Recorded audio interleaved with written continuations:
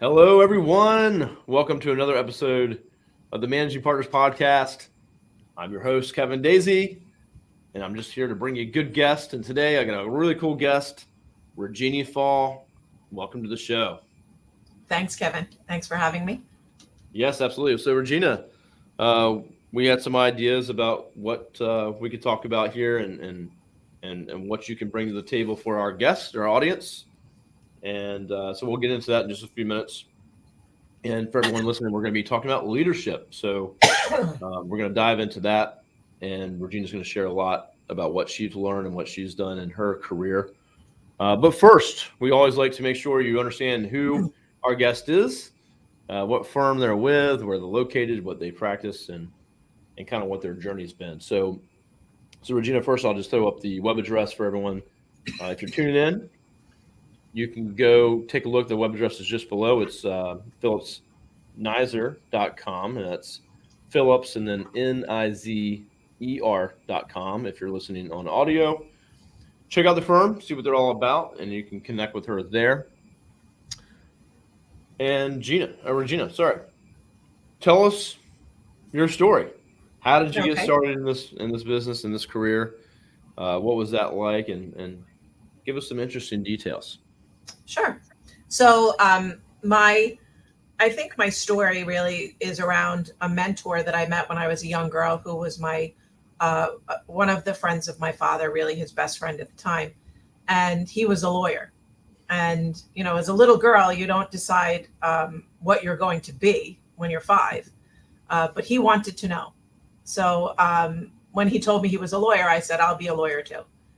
And he followed me throughout my life.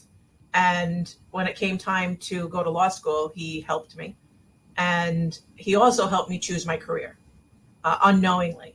He was a union side labor lawyer, you know, salt of the earth, cranky old man, all of that stuff. But he was such a great man.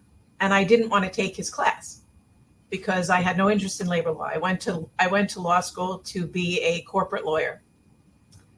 And he said, you need to take my class next semester, take the class.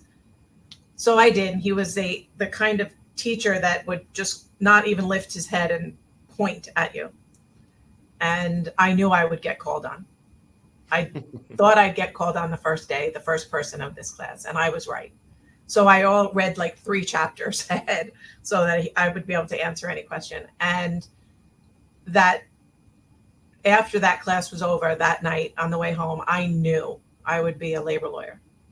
And the first part of my career I spent as a union labor lawyer.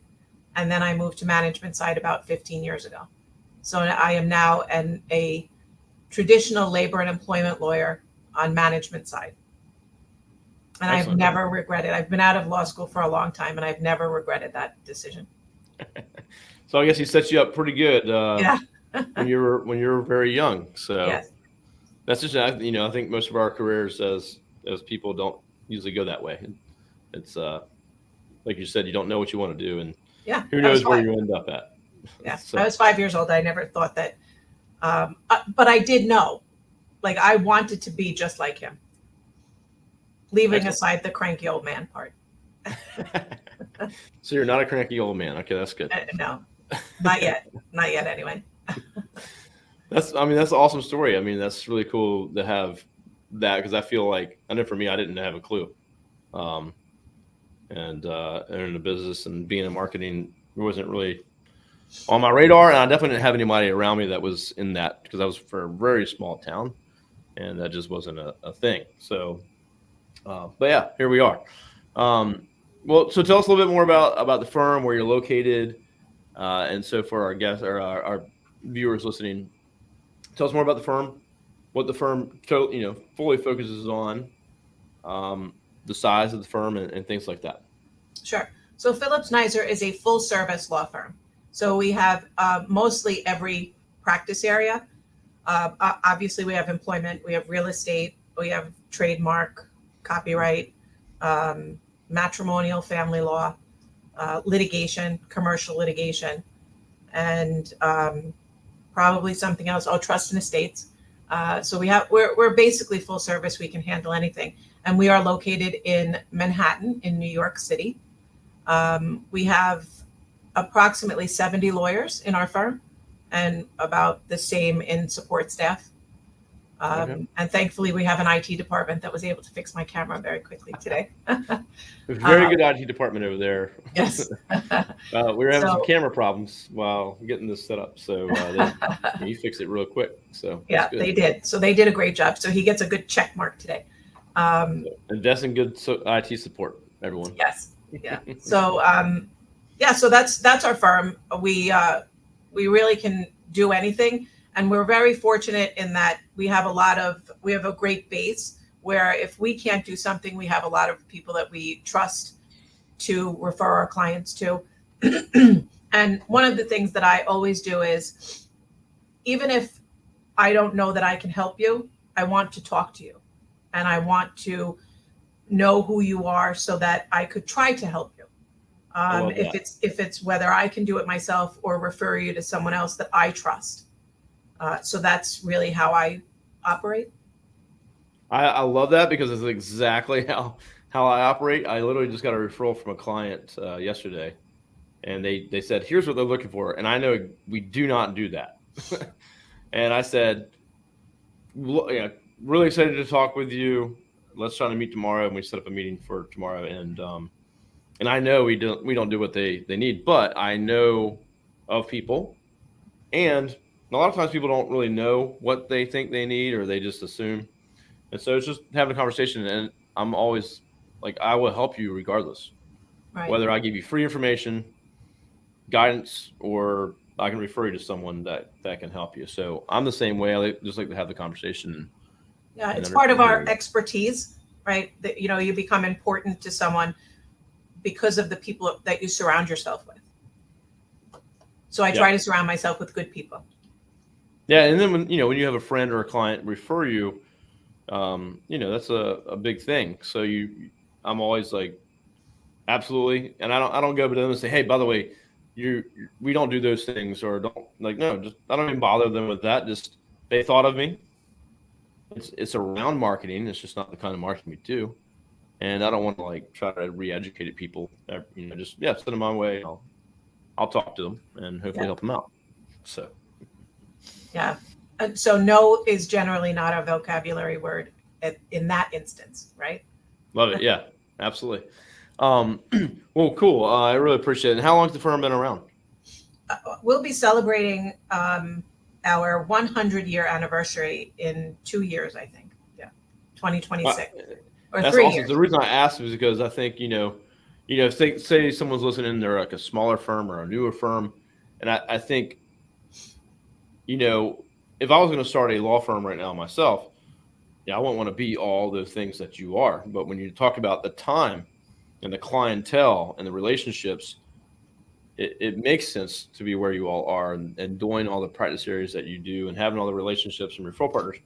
But you can't start a new firm and just we're going to do everything for everybody and try to make that profitable. So I think just letting them know that, hey, you've been at it for a long time, and firms become, a firm like yours.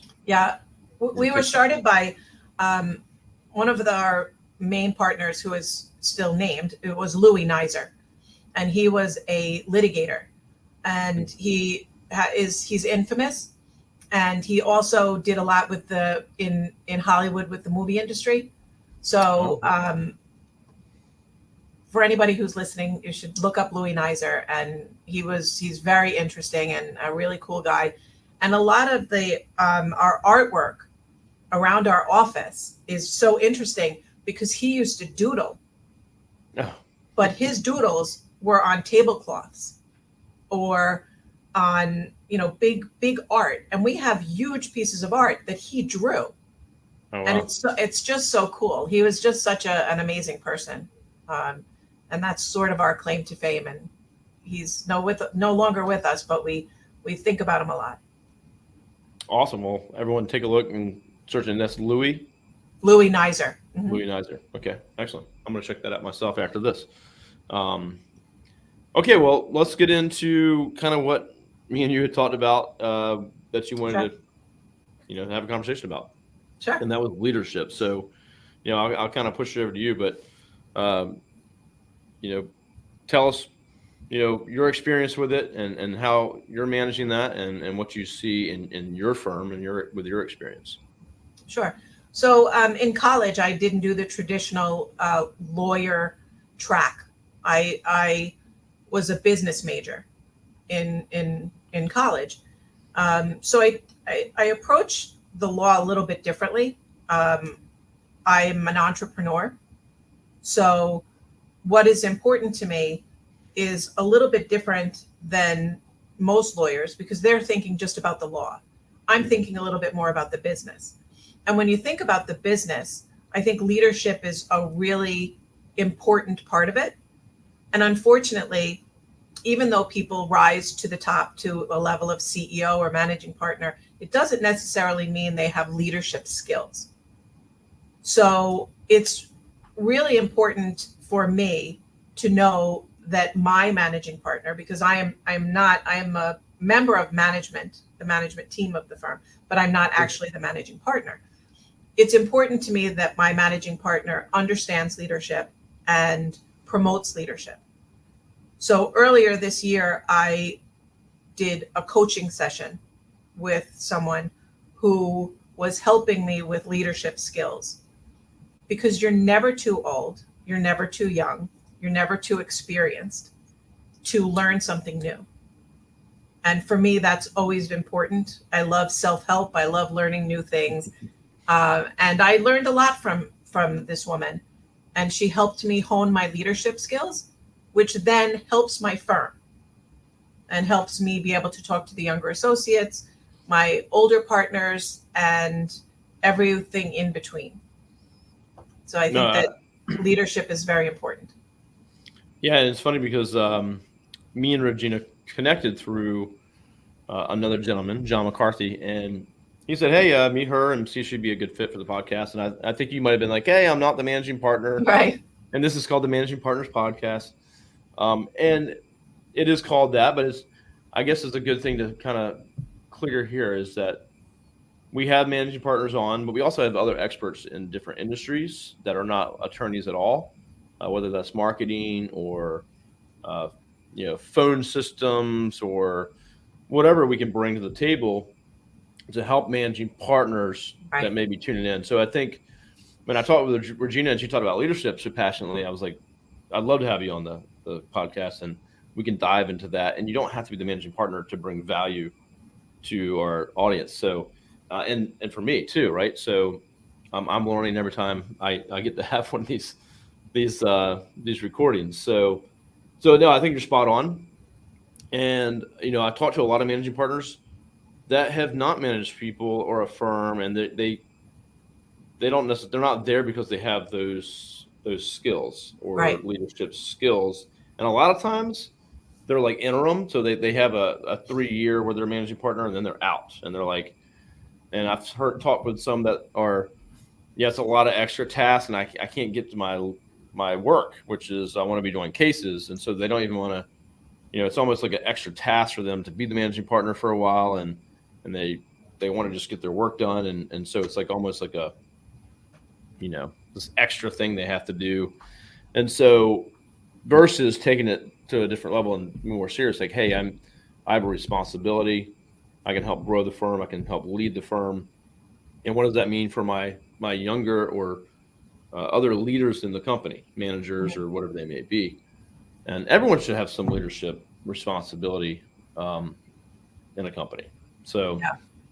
if you're the intern that just started, okay, well, what are you doing in your position? And is there another intern coming in behind you that you can help lead and steer? And it should start from the beginning for sure. So I love and that. Just the basic leadership skills, the leading someone instead of telling them what to do. Because, and even like you said, as an intern, someone coming in as an intern could potentially have leadership skills and could teach someone else who is a seasoned attorney Sure. those leadership skills. That's why it's you want to guide someone, you want to give them opportunity, you want to show them how to succeed. I think that the supervisor, manager, whether you're a lawyer or in some other field, that doesn't give opportunity, that doesn't show someone how to be good at what they do, is really not doing a disservice to themselves, and they're not doing a service for their firm. Because, you know, you lead through example, you lead through assistance. Have somebody follow you around, have someone shadow you when you're doing things. I know one of the things that I like to do with my sort of new, she's here for about 7 months now, but an associate that works directly with me, I have her listen to me speak to clients so that she can get an idea of how you interact. So leaders need to have a certain level of confidence that what they're going to show someone else isn't going to make them less, rather make them more. And that's a big leadership quality. Sure, I love that. One of the things that I just thought about when you were saying that was also that I own a company, right? And I have almost 30 employees. And you'll get that one person that does this one job that we hired them for. And you say, hey, I'm hiring you for this one job. And that's what we need from you right now. But it's just to think that's where they're going to stop and stay, and you just want to keep them there because, wow, they do this so well. We'd hate to have them ever do anything else, but you have to be like, they're going to move out of that, and they might be managing people or move on up or learn so much that they no longer do that. Now they move up to this new role, which may not even exist yet. As a small company, right? So you have to be constantly thinking, okay, what's the next level for them? What's their goals, professional, personal, and financial goals? And does our company align with that? And do they have a path towards improving themselves and making more money and managing people or whatever they want to do? And so you constantly have to, be breaking what's there. Like you can't expect that person to stay in that place and be happy and have no opportunity to learn or lead. So you have to kind of create that environment. Right. So a growth environment is always important because as leadership in a firm, you bring in a new associate, a first year, let's say a first year or second year associate, and billable hours for lawyers that's it, right? That's the it thing, billable hours. And you bring in the associates so they have billable hours. We go out as partners and network and look for work. But to me, to keep someone in a position where they don't have the opportunity to grow and you're not teaching them how to grow, you're going to lose that employee. So either way, you're not getting. You've held them back, basically. Right. Yeah. And I understand if you do, 75% billable time, but take them out, teach them how to network, get them a little bit more comfortable with it so that when they're going to their synagogue or their church or their temple, they're thinking, would this person be good for me to talk to? Should I tell them I'm a lawyer? Should I tell them what I do? So that when they think about me, when they have a problem, they'll think about me. Absolutely. And then, if they just think of work as work, then when they're outside of work, they're not interested to even talk about it or promote, the company that they work for, because that's just a job. I don't know how long I'll be there. And you just don't want a culture like that. You want them to say, man, you got to hear about this place I work. This is such a great company and we do such good work. And they're also looking for other talent. The best talent we have found is through our employees.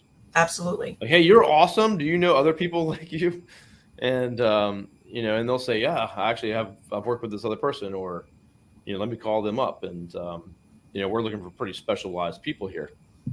And so, that's your people are your best ones to go to. And absolutely. If they're engaged and they want to work here and they want to be part of it, it's more likely that they can do that for you. Yeah. And they usually give 150% when they're happy. And they usually give 80% when they're not happy. So yeah, and sometimes less. they have to see a route, a plan forward for them, and that we care about that, and again, for us, we actually have a mission that's creating unlimited opportunity um, here, and that could be anything. It could be pay, security, leadership, travel, whatever it may be. If we're growing constantly, then Right. we can have room for those things. And if we're stagnant, then we won't. And so I think that's another big part of it too. And I got a good story quickly. We were hiring a part-time admin, and we found a girl, a couple different applicants. There was a young girl that had just moved to the area. And we're like, yeah, it's part-time, and she seemed good. So we were on the fence about a couple different candidates. Anyway, we chose her part-time. And within another week, we offered her full-time salary and benefits.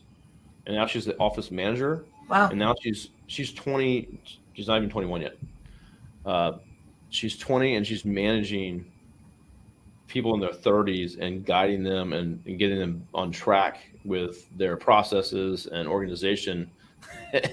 And just like that, she's just, Well, that was a good eye. Obvious leader and rolling and moving very quickly. Yeah. And very important position. Better watch out for your job. I know, right? So it's, identifying that it's taken me some time, and we've had some people in the past that I've lost some good people in the past. And we knew that they were like entrepreneurial, or they were just different. And we're like, wow, we're so happy that we got this person. And they're gone in 6 months because they're starting their own company, or they're doing something, because if you're not fast enough to keep up with them or give them the opportunity, then they're just going to run and go do their own thing. So I have a lot of those folks that I'm very good. I'm close with. I talk to, I help out, I refer, or they might refer us. That were employees that just, we identified them. We just didn't really know what to do with that at the time. Well, I think also, as an employment lawyer, these things, because I'm sort of like a super-sized HR person, right? As an employment lawyer, so I think about certain things, and you talk about employee training and giving people opportunities. And a lot of employers will say, well, why should I train that person? I'll train them, and then they'll leave. And then the question is, well, what do you want? Not to train them and then they'll stay? Yeah. Do you want that person to stay? Yeah, you have to be careful. It's unfortunate when people do leave, but as you said, that person who was trained by you and who did so much with you, they become a referral source because you were good to them. Absolutely. And they get to grow, and you get to see them grow, and you can't make people do anything. You're not going to change what they want to do. And that's the thing, the part of business, anyone listening in leadership, you might have the best person beside you, and you're like, wow, this person is amazing. They're never going anywhere. A lot of things can happen in life. It could be relationships. It could be family. It could be just they decide that it's not their passion, and you can't do anything about it. So the best thing you can do, take care of them, make sure they get the training, make sure they have the opportunities that they need. And that's a better chance that they'll stay than if you don't do those things. That's for sure. Right. So. I have a short story for you. We did Bring it on. With myself and another partner of mine, we decided that we were going to have a business development class for our associates. Now, I spent 17 years as a union side lawyer, and I worked for a firm, and I was not asked to do any marketing or business development at all. So I did nothing. I just worked, which was fine. I liked it there. I liked what I did. I then changed to management side, and all of a sudden I had to go out and be an entrepreneur. I had to get business because that's how I was paid. Mm-hmm. So in the class or the session, I told everyone that. And they all said, wow, that makes me feel better, because I was thinking I couldn't do this because I've never done it before, and I've been at it for a long time. So when you communicate and tell your story as a leader, right, without being afraid of what someone's going to think of you, with, thinking about honesty and vulnerability, as a leader, people connect with you and they appreciate what you're giving them. And I think that, bringing that back into, that's what leadership is about. No, I love that. I love that. And yeah, it's not like you had experience or training or none of that. You didn't have to, right? So Right. Yeah. now you're faced with something you have to do. It's a new challenge. You have to figure it out. Oh yeah. And I had, I've made a lot of friends along the way, and they've been very good to me. So. Yeah, for me, kind of similar is I'm from a small place called Chincoteague Island. You probably can't understand what I said, but it's an island off the coast of Virginia, about 2,000 people, which is probably a lot more now than it was then. But I moved here, which is Virginia Beach, Norfolk, a much bigger area with a few million people.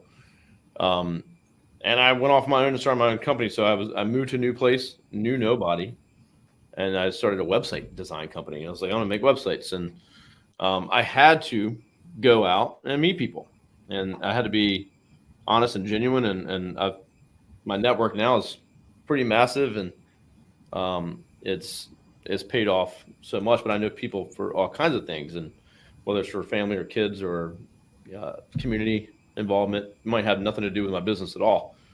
But it took time, and it's not something overnight. You can't just go out and say, "Oh, let me go to a networking event, and I'm going to come back with some business." It doesn't work like that. So, no, it's relationship building. 100%. And you just push your fear out of the way, right? Because I'm sure there was a lot of fear when you did that. Absolutely. I mean, I can pretty much talk to a wall, but but I don't know if I was always like that when I was, I probably not as much. I think I had to get out of my comfort zone a little bit, and I think. So I had a gentleman on the podcast yesterday. I don't know what day this will be when you see this episode, but and he had a good point, and this was regarding networking and business development. And we'll get back to leadership after that. But one of the things he said, which was awesome, was that he's like, don't go out and go to a networking event. So an event that's organized to network at. He's like, because that's what everyone's there for. It means nothing. You're just trying to hand out your card and meet people. It's like, get involved with something. Go to a community event. Go to something that you care about, or it doesn't have to be anything related to what you do, and just talk with people and have general interest with them. That's how you're going to build relationships. You can't just go to a speed dating networking event and go, all right, I'm going to come back with some clients. So there's a lot of those events in my area, I know, and I just try to stay away from those and say if I'm passionate about sea level rise or with the city economic development board, that's the kind of stuff I'm going to go to. And people know people, and there's probably some attorneys in that room, and if not, they know some. So that's working for my sure. It's about building a relationship. It's about finding people. It's about talking to people. I'm in a networking group, and you're able to give your a presentation about yourself. So my first presentation was all about my personal life. I did not talk about being a lawyer at all. And someone criticized me for it and said, you should be talking about being a lawyer. You should be talking about what you do and what your business is. And I said, okay, when you do yours, you can do that. This is who I want to be. I just want people to know me, because that's how they're going to want to be around me. No, and then if I can help them as a lawyer, then I will. So. Well, the thing, if they're interested in you, then they'll say, "Hey, by the way, what do you do?"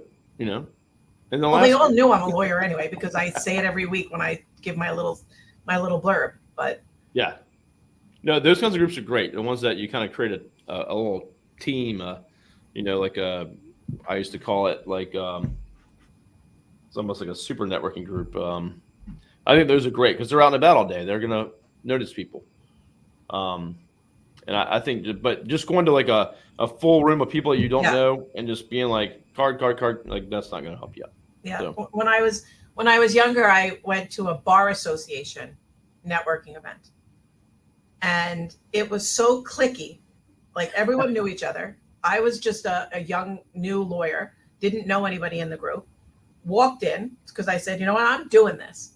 And no one talked to me. I went in the bathroom and I sat in the stall for like 20 minutes. And I said, have I been here long enough to make up for the amount that I paid to come? Oh gosh. And I went outside again. Nobody talked to me. And then I just left. Yeah. And never went So- back to another one. So one of the things, I've been on a lot of boards and different groups for, technology groups or city related things or young professional groups and stuff like that. And, we try to say, hey, if you see someone walking around, Right. and they're not part of the group or they're new, we got like a few people that we say, you're like an ambassador, like Right. go Exactly. talk to those people and make sure Right. they feel comfortable. And then they come back, right? Sure. And then they say, hey, that group was great. I didn't really know anybody, but, Kevin came over and talked to me, and that was really great. And then that you as the ambassador becomes someone that they want to return the favor to. And you never asked for it. And that really ties in with leadership. Correct. As well. So, yeah. Well, I appreciate the conversation on that. So, Regina, anything else that you wanted to kind of cover as far as the leadership's concerned, and any other tips maybe that we could put out to folks that are listening? So one thing about leadership that I would say is, if you get an opportunity to have a coach, don't look at it as a punishment. It is a privilege to have someone bounce ideas off of, give you some new ideas, and maybe shift your thinking a little bit. So that's just I know a lot of people who think, well, why am I being punished? Why do I have to have a coach? What did I do wrong? That's not the way to look at it. You can hone your leadership skills by having someone pinpoint some things where you should change.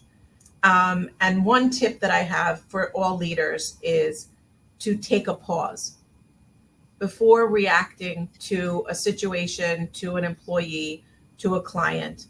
Is just take a pause and step back from the situation so that you can knowingly speak instead of reacting and speaking reactively. I think that's a great tip. Probably something we should say to ourselves every day, because I know for me, every day there's something, right? It's an employee, no matter where we are, right? Every day there's something to kind of address or deal with. And if you're a managing partner of a large firm with a lot of moving parts, then there's probably lots of situations that you could step back from for just a minute and think, what is this going to do? Is this a leadership opportunity? Is this a coaching opportunity? And sometimes I think, we feel like it costs us time to coach someone or to just take some time to say, hey, what do you think you should do? Versus just being like, here's the answer, go do it. It's done like this. And then they're not learning anything like that. But sometimes we get caught up with, well, how long is that going to take? And I can just do it now myself. Right. Isn't that the saying, if you buy someone a fish, they can eat for a day. But if you teach them to fish, they can eat for a lifetime. There you go. So, but I think that, the one last thing that I will say is that the managing partners that I have admired the most are the ones that remain calm in situations, even an explosive situation, and they calmly deal with their employees or their clients or just the managing of the firm, because it isn't easy.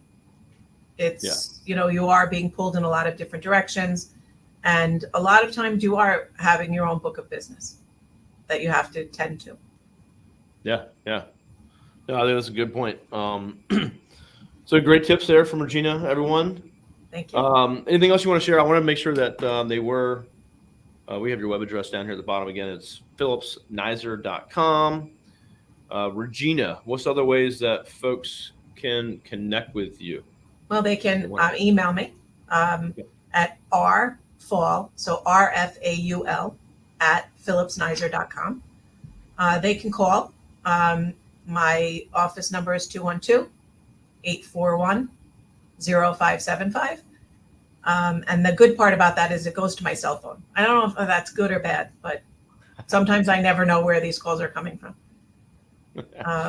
So they can reach me like that. And, if there's ever a time that someone needs advice about how it works in New York or employment advice and wants to bounce something off of me, I absolutely would have the time for that. Or leadership. That's right.